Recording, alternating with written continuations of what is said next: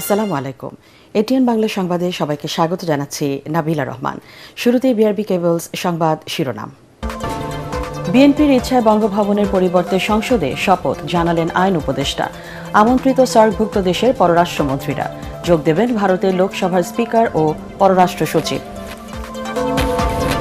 অভিজ্ঞতা আর তারুণ্যের মিশেলে আসছে বিএনপির নতুন মন্ত্রিসভা, জানালেন দলটির নীতি নির্ধারকরা। জামাত আমিরের সাথে সাক্ষাৎ তারেক রহমানের, যাচ্ছেন নাহিদ ইসলামের বাসায়। প্রধান উপদেষ্টার সভাপতিত্বে উপদেষ্টা পরিষদের শেষ বৈঠক অনুষ্ঠিত। অবাধ, সুষ্ঠু ও নিরপেক্ষ নির্বাচন আয়োজন অন্তর্বর্তী সরকারের সবচেয়ে বড় সাফল্য, দাবি প্রেস সচিবের। ৩২ আসনে ফলাফল পুনর্গণনার দাবি জামাত সহ ১১ দলীয় ঐক্যের। নির্বাচন পরবর্তী সহিংসতার প্রতিবাদে কাল রাজধানীতে বিক্ষোভ মিছিলের ঘোষণা। এবং ১৮ ফেব্রুয়ারি থেকে দেশের সব মাধ্যমিক, নিম্ন মাধ্যমিক বিদ্যালয় বন্ধ রাখার নির্দেশ হাইকোর্টের। পূর্ব ঘোষিত ছুটি শুরুর সময় ছিল ৮ মার্চ। শুনছিলেন বিআরবি কেবলস সংবাদ শিরোনাম। এবার বিস্তারিত। আগামী মঙ্গলবার সকালে জাতীয় সংসদ ভবনে শপথ নেবেন নবনির্বাচিত এমপিরা।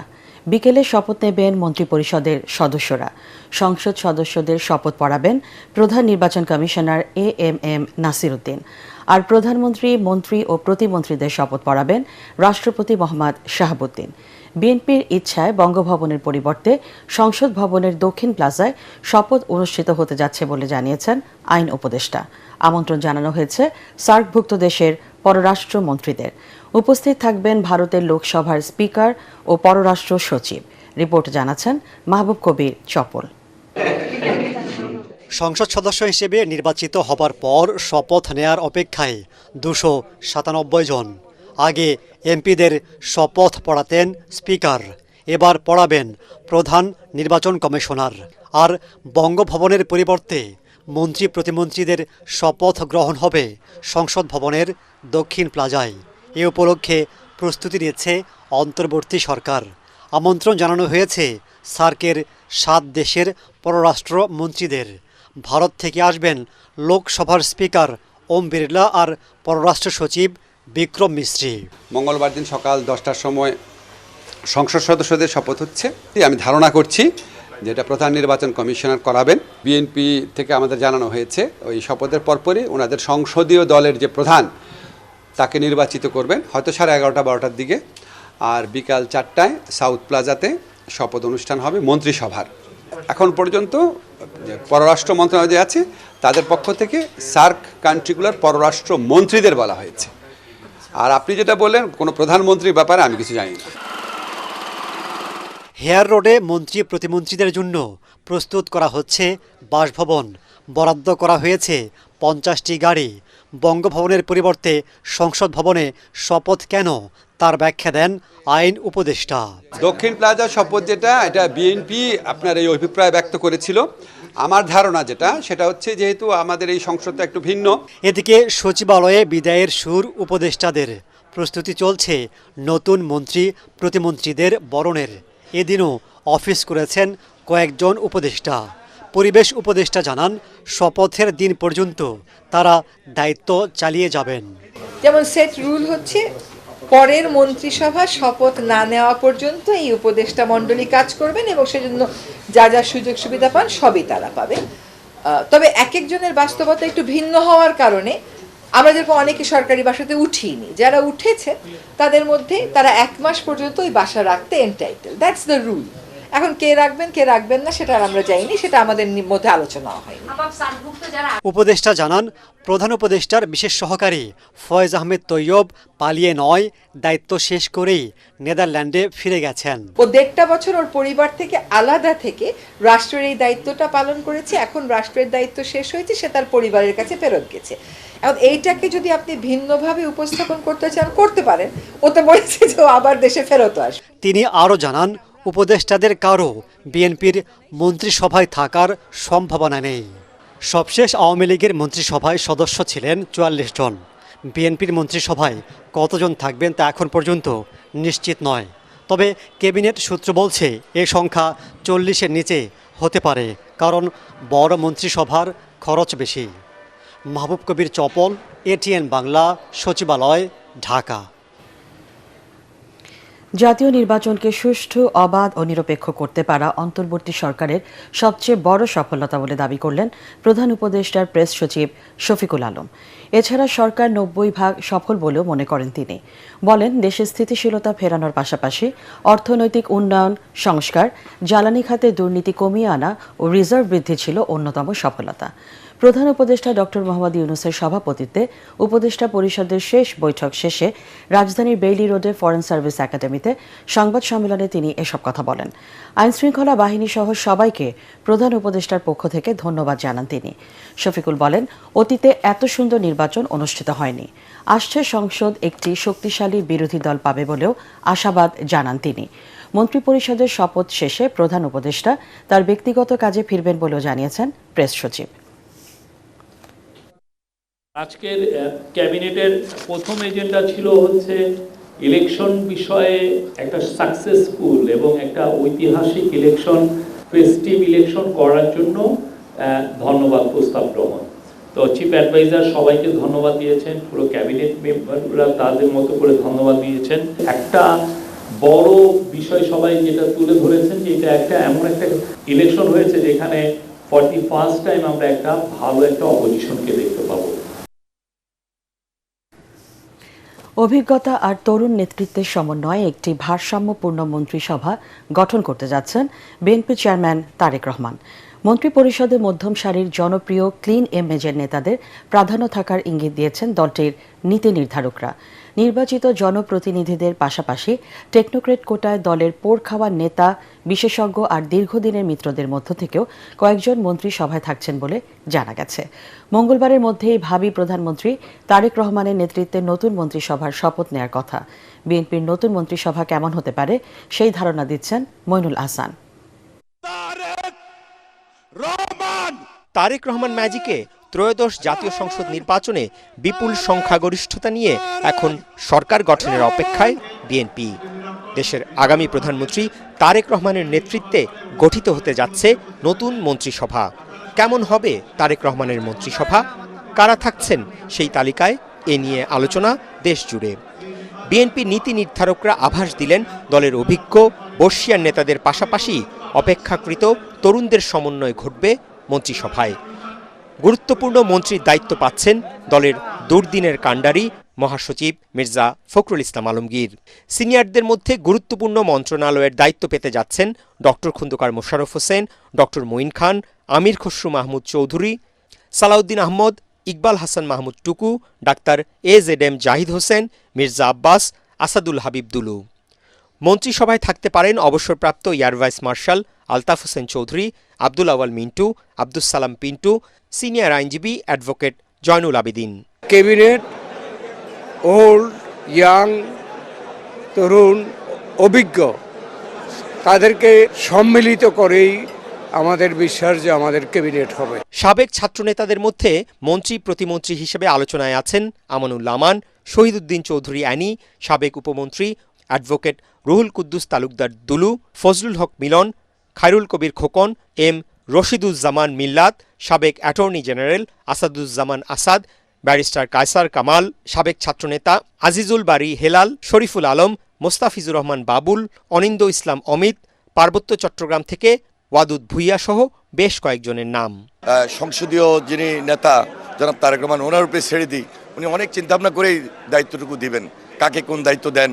দেশটাকে তো নতুনভাবে চ্যালেঞ্জ নিয়ে করতে হবে। সংসদ নির্বাচনে অংশ নেননি দলের এমন গুরুত্বপূর্ণ কয়েকজনকে টেকনোক্রেট কোটায় মন্ত্রিসভায় রাখা হবে। এর মধ্যে আছেন নজরুল ইসলাম খান, বেগম সেলিমা রহমান, আন্দোলন সংগ্রামের ত্যাগী নেতা রুহুল কবির রিজভী। আলোচনায় আছেন হাবিবুন নবী খান সোহেল, হুমায়ুন কবির, মাহাদি আমিন, সাবেক সচিব ইসমাইল জবিউল্লাহ, বিএনপির মিডিয়া সেলের আহ্বায়ক ডাক্তার মওদুদ হোসেন আলমগীর পাভেলো। দলের নারী নেতৃত্বের কয়েকজনও থাকছেন মন্ত্রিসভায়। নাম শোনা যাচ্ছে আফরোজা খান রিতা, শামা ওবায়দের। এছাড়াও আন্দোলন সংগ্রামের দীর্ঘদিনের সহযোদ্ধা জোট নেতাদের দু একজন থাকতে পারেন তারেক রহমানের মন্ত্রিসভায়। আলোচনায় আছে ব্যারিস্টার আন্দালিব রহমান পার্থ, জুনায়েদ সাকি এবং প্রবীণ রাজনীতিবিদ মাহমুদুর রহমান মান্নার নাম। আমরা তারেক রহমানকে ভারপ্রাপ্ত চেয়ারম্যান করেছি এবং তখনই আমাদের কনফিডেন্স যে তারেক রহমান পারফর্ম করতে পারবে, পেরেছে, দেশে এসেছে এবং নির্বাচনের মাধ্যমে জনগণের কাছ থেকে এটা প্রমাণিত হয়েছে। জানা গেছে মন্ত্রিসভায় স্থান দেওয়ার ক্ষেত্রে বিভাগ ও গুরুত্বপূর্ণ জেলার প্রতিনিধি রাখার বিষয়টিও বিবেচনায় রাখা হচ্ছে। মইনুল আহসান, এটিএন বাংলা, ঢাকা। জামাতে ইসলামের আমির শফিকুর রহমান ও জাতীয় নাগরিক পার্টি এনসিপির আহ্বায়ক নাহিদ ইসলামের সঙ্গে দেখা করতে তাদের বাসায় যাচ্ছেন বিএনপি চেয়ারম্যান তারেক রহমান। নির্বাচনে জয়ের পর তার এ পদক্ষেপকে সংঘাতের রাজনীতির অবসান ঘটিয়ে ইতিবাচক রাজনীতি প্রতিষ্ঠায় বড় পদক্ষেপ বলে মনে করা হচ্ছে। সন্ধ্যায় প্রথমে বসুন্ধরা আবাসিক এলাকায় জামাতের আমিরের বাসায় যাবেন তারেক রহমান। এরপর বাড্ডায় এনসিপির আহ্বায়ক নাহিদ ইসলামের বাসায় যাবার কথা রয়েছে তার।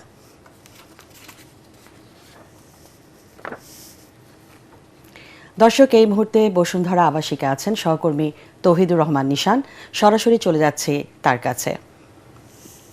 তৌহিদ, তারেক রহমান কি জামাতের আমিরের বাসায় পৌঁছেছেন?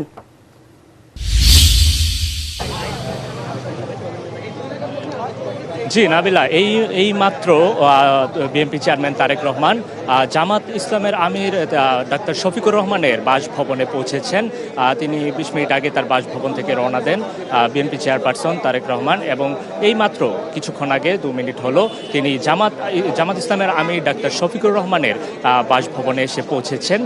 এখানে ওনার ব্যক্তিগত নিরাপত্তা বাহিনীরা কিছুক্ষণ আগে থেকে অবস্থান করছিল এবং অবশেষে ইতিমধ্যে তিনি একটু দেখানোর চেষ্টা করব আমাদের ঠিক পেছনেই বিভিন্ন গণমাধ্যম কর্মীরা এতক্ষণ অপেক্ষায় ছিলেন এবং সেখানে এই মুহূর্তে জামাত ইসলামের আমিরের যে বাসভবন রয়েছে বসুন্ধরায়, সেখানে বিএনপি চেয়ারপারসন তারেক রহমান প্রবেশ করেছেন এবং তিনি জামাত ইসলামের আমিরের সঙ্গে একটি সৌজন্য সাক্ষাৎ করতে এসেছেন। এবং আপনারা জানেন আসন্ন সংসদে বিরোধী দল হিসেবে বসতে যাচ্ছে জামাত আমির, এবং সেই সুবাদেই বিএনপির পক্ষ থেকে গতকাল জানানো হয় যিনি সরকার প্রধান হতে যাচ্ছেন তারেক রহমান, তিনি সৌজন্য সাক্ষাৎ করতে জামাত আমির এবং এনসিপির প্রধান আহ্বায়ক নাহিদ ইসলামের সঙ্গে আজ দেখা করতে এসেছেন। এবং এই বিষয়টি এই বিরোধী দলের প্রধানের সঙ্গে সরকার গঠনের আগেই দেখা করার এই বিষয়টিকে বেশ ইতিবাচক হিসেবে দেখছেন অনেকেই, এবং ভবিষ্যৎ রাজনীতিতে এই ব্যাপারটি বেশ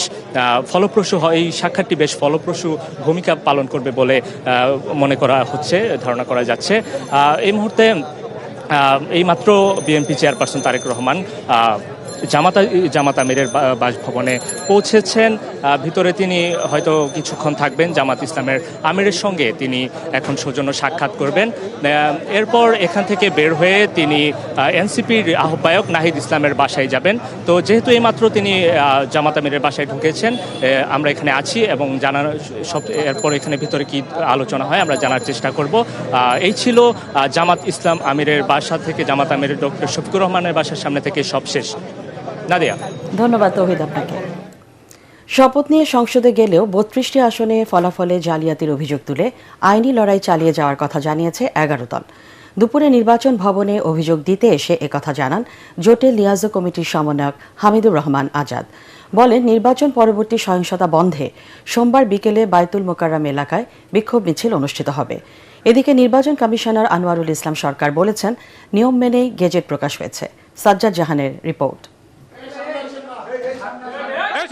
রবিবার দুপুরে ভোট গ্রহণ, গণনা ও ফলাফল ঘোষণায় বিভিন্ন অনিয়মের অভিযোগে ১১ দলীয় জোটের প্রতিনিধিরা নির্বাচন কমিশনে আসেন। ৪ কমিশনারের সঙ্গে দীর্ঘ বৈঠকের পর গণমাধ্যমে কথা বলেন তারা। ১১ দলীয় জোটের লিয়াজো কমিটির সমন্বয়ক হামিদুর রহমান আজাদ বলেন, নির্বাচনের পরিবেশ সুন্দর হলেও ফলাফল সুষ্ঠু হয়নি। কারসাজির মাধ্যমে ৩২টি আসনে জামায়াত জোটকে হারানো হয়েছে। বিশেষ করে এই কয়টি আসন স্থগিত রেখেই পুনর্গণনার মধ্য দিয়ে স্বচ্ছতার সাথে আপনারা রেজাল্টটা দেন, তারপরে গ্যাজেট দেন। তড়িগড়ি করার কারণ কি এটাই যে কমপ্লেনগুলো আসছে, সুতরাং এগুলো তাড়াতাড়ি করে ফেললে বাঁচা যায়। নির্বাচন পরবর্তী সহিংসতার প্রতিবাদে সোমবার বিকেলে বায়তুল মোকাররম থেকে বিক্ষোভ মিছিল বের করার কথাও জানানো হয় জোটের পক্ষ থেকে। আমাদের ১১ দলের সিদ্ধান্ত হয়েছে, পার্লামেন্টে আমরা গঠনমূলক বিরোধী দলের ভূমিকা পালন করব। যারা ষড়যন্ত্র করে দেশকে অস্থিতিশীলতা সৃষ্টি করে গণতন্ত্রের অভিযাত্রাকে ধ্বংস করার পায়তারা করবে। 16ই ফেব্রুয়ারি ঢাকার রাজপথে বায়তুল মোকাররম উত্তর গেট থেকে আমরা প্রতিবাদ সভা এবং বিক্ষোভ মিছিলের ঘোষণা দিয়েছি। এদিকে নির্বাচন কমিশনার আনোয়ারুল ইসলাম সরকার বলেন, 11 দলের ফলাফল ঘোষণার পুনর্বিবেচনার বিষয়টি আদালতের বিবেচ্য। আইন তাদেরকে এই সুযোগ দিয়েছে যে যদি নির্বাচন সংশ্লিষ্ট কোনো অভিযোগ থাকে তারা সেটি যদি মাননীয় হাইকোর্টে যদি শরণাপন্ন হন সেই অনুযায়ী সিদ্ধান্ত পাবেন তারা। মঙ্গলবার শপথের দিন ধার্য করা হলেও বিষয়টি ইসি আনুষ্ঠানিকভাবে অবগত নয় বলেও জানিয়েছেন তিনি। সাজ্জাদ জাহান, এটিএন বাংলা, ঢাকা। চেষ্টা করি। কিশোরগঞ্জের ইটনায় নির্বাচনী জনসভায় যাবার পথে মারা যাওয়া জামাত সমর্থক শাহ আলমের পরিবারের দায়িত্ব নেওয়ার প্রতিশ্রুতি দিয়েছেন জামাতের আমির ডাক্তার শফিকুর রহমান।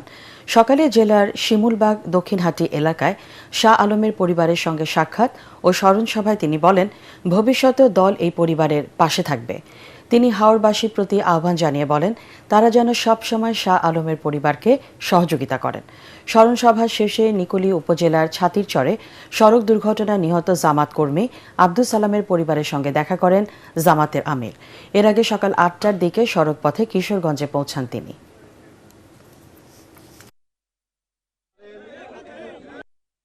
বিশেষ বিশেষ সিজনে এই গরিব মানুষগুলোর সাথে হাত মেলান, একটু যখন তাদের থেকে আড়াল হয়ে যান তখন রুমাল বের করে অথবা টিস্যু পেপার দিয়ে হাত মুছে, আর আমি ওই ঘাম গুলা এনে আমার মুখে মুছি। 19 জুলাই তো আমার চলে যাওয়ার কথা ছিল। এইরকম বহু মানুষ বক্তৃতা দিতে দিতে পড়ে যায়, চলে যায়। এরপরে গোসল দিয়ে সাদা পোশাক পরে দেওয়া হয়, আর এরপরে বলা হয় বিসমিল্লাহি আলা মিল্লাতি রাসূল।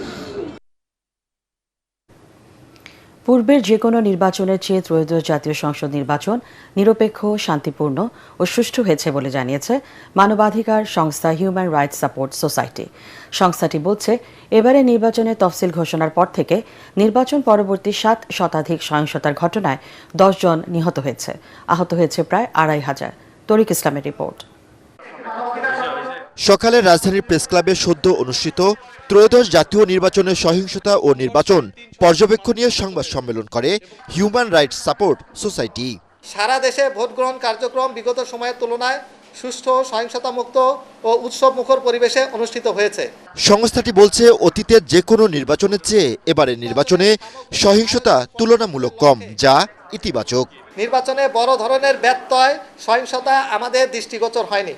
সুতরাং HRSS মনে করছে ত্রয়োদশ জাতীয় সংসদ নির্বাচন পূর্বের যে কোনো সময়ের নির্বাচনের থেকে নিরপেক্ষ, শান্তিপূর্ণ ও সুষ্ঠু হয়েছে।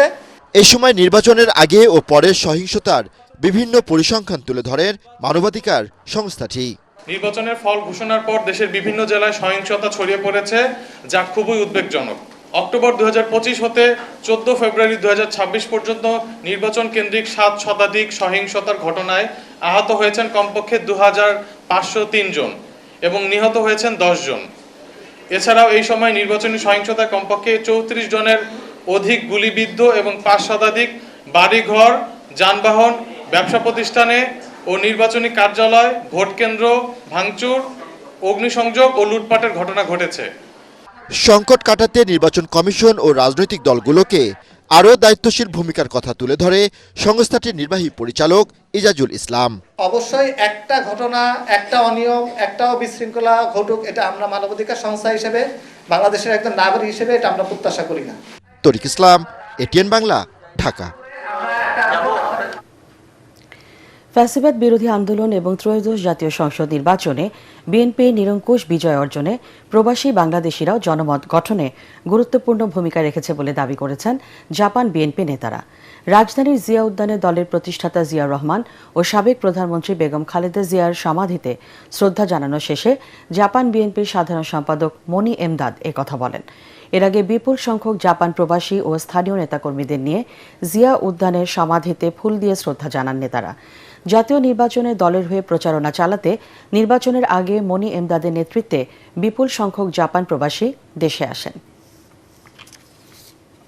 আমরা প্রত্যাশা করি বর্তমান যে আমরা ত্রয়োদশ নির্বাচনের মাধ্যমে যেভাবে নিরঙ্কুশভাবে আমরা সরকার গঠন করতে পেরেছি বলে আমরা বিশ্বাস করি আগামীকাল হয়তো পরশুদিন আমরা শপথ অংশগ্রহণ করার মাধ্যমে আমাদের তারুণ্যের অহংকার তারেক রহমানের নেতৃত্বে বাংলাদেশ সুসংগঠিতভাবে সামনে এগিয়ে যাবে এই প্রত্যাশা আমরা ব্যক্ত করি।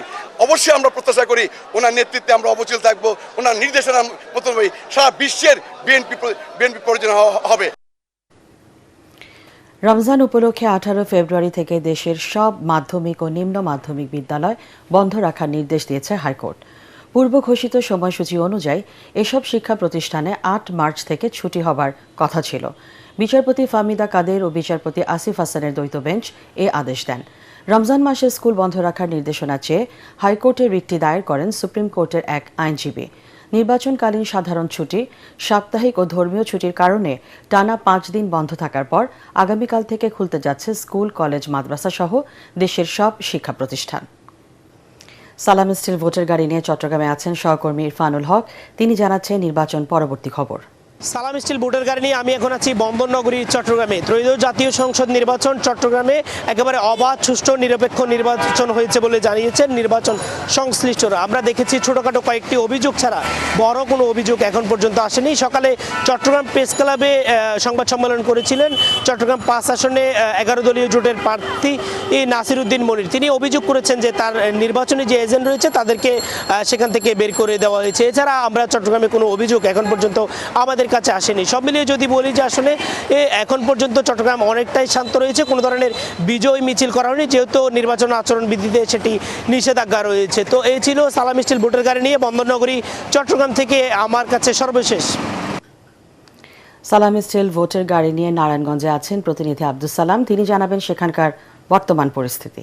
জাতীয় সংসদ নির্বাচনের পরে নারায়ণগঞ্জে কিন্তু নির্বাচনোত্তর পরিস্থিতি অত্যন্ত স্বাভাবিক আছে। গত 2 দিন নির্বাচনের পরবর্তী সময়ে প্রার্থীরা কিন্তু তাদের নিজস্ব দলীয় কার্যালয় অথবা বাসভবনে বসে দলীয় নেতাকর্মীদের সাথে শুভেচ্ছা বিনিময় করছেন। নারায়ণগঞ্জে 5টি আসনে যে 5 জন নির্বাচিত প্রতিনিধি তারা কিন্তু তাদের দলীয় কার্যালয়ে বসেই তাদের অবস্থান পরিষ্কার করছেন এবং ভোটারদের সাথে তারা মত বিনিময় করছেন। সাধারণ মানুষের কাছে যে ইশতেহার দিয়েছেন নির্বাচনের পূর্বে সেই ইশতেহার বাস্তবায়ন করবেন এমনটাই কিন্তু প্রত্যাশা করছেন নারায়ণগঞ্জের সাধারণ মানুষ। আজকে কিন্তু সাধারণ মানুষ এরকম কথাই কিন্তু আমাদেরকে জানিয়েছেন। এই ছিল আমার কাছে নারায়ণগঞ্জের নির্বাচন পরবর্তী অবস্থার সর্বশেষ পরিস্থিতি। জুলাই গণ আন্দোলনে রাজধানীর রামপুরায় 2 জনকে হত্যা ও কার্নিশে ঝুলে থাকা যুবককে গুলি করার মামলার রায় আগামী 4 মার্চ। আন্তর্জাতিক অপরাধ ট্রাইব্যুনাল 1-এর চেয়ারম্যান বিচারপতি গোলাম মুর্তজা মজুমদারের রায় ঘোষণার এই তারিখ ঠিক করেছেন বলে জানিয়েছে প্রসিকিউশন। মামলায় ডিএমপির সাবেক কমিশনার হাবিবুর রহমান সহ 5 আসামি পুলিশ সদস্য। এদের মধ্যে বর্তমানে গ্রেপ্তার আছে এএসআই চঞ্চল চন্দ্র সরকার। গত বছরের 7 আগস্ট এই মামলার আনুষ্ঠানিক অভিযোগ জমা দেয় প্রসিকিউশন। 18 সেপ্টেম্বর অভিযোগ গঠনের মাধ্যমে আনুষ্ঠানিক বিচার কাজ শুরু হয়। গত 3রা ফেব্রুয়ারি রাষ্ট্র ও আসামি পক্ষের যুক্তিতর্ক উপস্থাপন শেষে রায় ঘোষণার চূড়ান্ত তারিখ নির্ধারণে 15 ফেব্রুয়ারি দিন ঠিক করেছিলেন ট্রাইব্যুনাল। ওই দিন আসামি চঞ্চলের খালাস চান তার আইনজীবী। অন্যদিকে মামলায় 5 আসামির সম্পৃক্ততা স্পষ্টভাবে প্রমাণিত হয়েছে দাবি করে আসামিদের সর্বোচ্চ সাজা চায় প্রসিকিউশন। সালাম স্টিল ভোটের গাড়ি নিয়ে শেরপুর থেকে নির্বাচন পরবর্তী খবর জানাচ্ছেন প্রতিনিধি আব্দুর রহিম বাদল। সালাম স্টিল ভোটের গাড়ি নিয়ে আমি এখন দাঁড়িয়ে আছি শেরপুর জেলা প্রশাসক কার্যালয়ের সামনে। শেরপুরের 3টি আসনের মধ্যে 12 ফেব্রুয়ারি 2টি আসনের নির্বাচন অনুষ্ঠিত হয়েছে। শেরপুর, ঝিনাইগাতি ও শ্রীবর্দী নিয়ে গঠিত শেরপুর 3 আসনটি জামায়াত প্রার্থী নুরুজ্জামান বাদল ইন্তেকাল করায় ওই আসনের নির্বাচনী কার্যক্রম বাতিল করা হয়েছে। শেরপুরে শান্তিপূর্ণভাবে সুষ্ঠু পরিবেশে ভোট সম্পন্ন হয় ভোটাররা এখানে সন্তোষ প্রকাশ করেছে। ভোটের পর থেকে আজ পর্যন্ত এখানে শান্তিপূর্ণ পরিবেশ বিরাজমান রয়েছে। প্রার্থীদের কাছে এই এলাকার মানুষের প্রত্যাশা অনেক, দীর্ঘদিন ধরে শেরপুরে পাবলিক বিশ্ববিদ্যালয় নেই, মেডিকেল কলেজ হাসপাতাল নেই এবং এখন রেল লাইন সম্প্রসারণ দরকার। সেই সঙ্গে মাদকমুক্ত, দুর্নীতিমুক্ত, সন্ত্রাসমুক্ত একটা শেরপুরের দাবি ছিল এবং এই প্রার্থীরা নির্বাচনের সময় এইসব দাবির প্রতি সমর্থন জানিয়েছেন এবং তারা প্রতিশ্রুতি দিয়েছেন। তাই ভোটাররা এই প্রতিশ্রুতিগুলো বাস্তবায়ন চাচ্ছেন। এই ছিল শেরপুর থেকে ভোটের গাড়ি সর্বশেষ। সালাম স্টিল ভোটের গাড়ি নিয়ে ফরিদপুর থেকে সেখানকার নির্বাচন পরবর্তী বর্তমান পরিস্থিতি জানাচ্ছেন প্রতিনিধি কামরুজ্জামান সোহেল। সালাম স্টিল ভোটের গাড়ি নিয়ে আমি এখন রয়েছি ফরিদপুরে। আপনারা জানেন যে ফরিদপুরে যে 4টি সংসদীয় আসন রয়েছে, সেই 4টি সংসদীয় আসনের মধ্যে 3টিতে বাংলাদেশ জাতীয়তাবাদী দল বিএনপি এবং 1টিতে বাংলাদেশ জামাত ইসলামের প্রার্থী জয়লাভ করেছে। তো আমরা দেখেছি যে শান্তিপূর্ণভাবে যে ভোট গ্রহণ অনুষ্ঠিত হয়েছে, এরপর থেকে এখন পর্যন্ত ফরিদপুরে তেমন কোনো সহিংসতার ঘটনা ঘটেনি।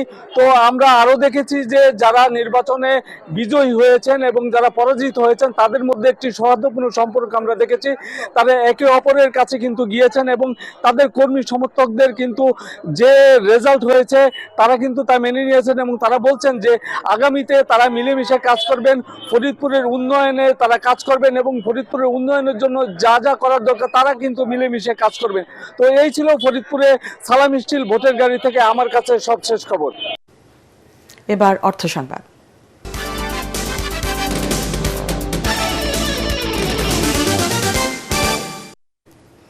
পয়লা ফাল্গুনকে কেন্দ্র করে ঝিনাইদহের ফুলের রাজ্যে ছিল উৎসবের আমেজ। বসন্ত বরণের রঙিন আবহে জেলার 2 বৃহৎ পাইকারি ফুল বাজার, কালীগঞ্জের বালিয়াডাঙ্গা ও সদর উপজেলার গান্না বাজার 2 দিন ধরে ছিল ক্রেতা বিক্রেতাদের পদচারণায় মুখর। 13 ও 14 ফেব্রুয়ারি এই 2 বাজারে প্রায় 5 কোটি টাকার ফুল বিক্রি হয়েছে বলে জানিয়েছেন সংশ্লিষ্ট ব্যবসায়ীরা। কৃষি সম্প্রসারণ অধিদপ্তর সূত্রে জানা গেছে, চলতি মৌসুমে জেলায় প্রায় 489 হেক্টর জমিতে বিভিন্ন জাতের ফুলের আবাদ হয়েছে। তবে পয়লা ফাল্গুন ও ভালোবাসা দিবস এবং 21শে ফেব্রুয়ারি এই 3 দিবসকে ঘিরেই সবচেয়ে বেশি চাহিদা তৈরি হয়। সন্ধানী লাইফ ইন্স্যুরেন্স আন্তর্জাতিক সংবাদ।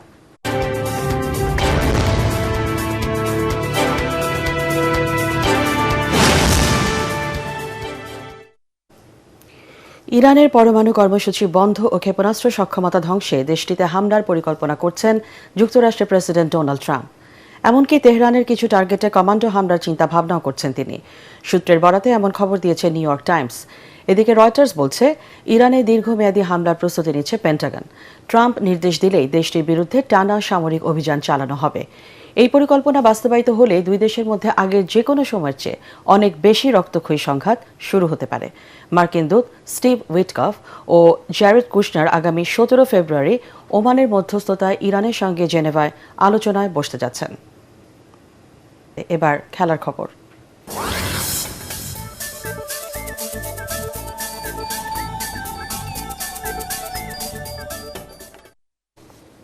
টি-20 বিশ্বকাপের হাই ভোল্টেজ ম্যাচে পাকিস্তানের কাছে টসে হেরে ব্যাটিং করছে Bharat.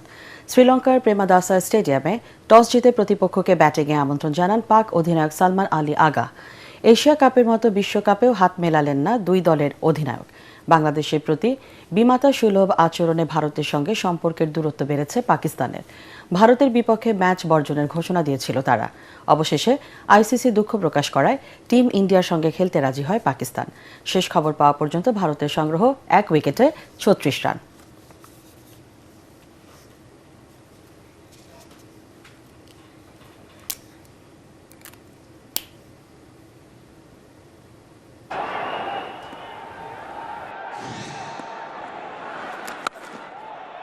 Oh, that's punched off the back foot into the gap. প্রথম দল হিসেবে চলতি টি-20 বিশ্বকাপের সুপার 8-এ উঠল 2 বারের বিশ্ব চ্যাম্পিয়ন ওয়েস্ট ইন্ডিজ। মুম্বাই নেপালকে 9 উইকেটের বড় ব্যবধানে হারিয়ে সি গ্রুপে সেরা হয়ে শেষ 8-এ টিকিট পায় ক্যারিবীয়রা। প্রথমে ব্যাট করে নেপালের সংগ্রহ 8 উইকেটে 133 রান। জেসন হোল্ডার 27 রানে 4 উইকেট তুলে নিয়ে নেপালকে স্বল্প রানে থামিয়ে দেন। জবাবে শাই হোপের 61 ও সিমরান হেটমায়ারের অপরাজিত 46 রানে 1 উইকেটে 134 রান তুলে 28 বল হাতে রেখে জয় পায় ওয়েস্ট ইন্ডিজ।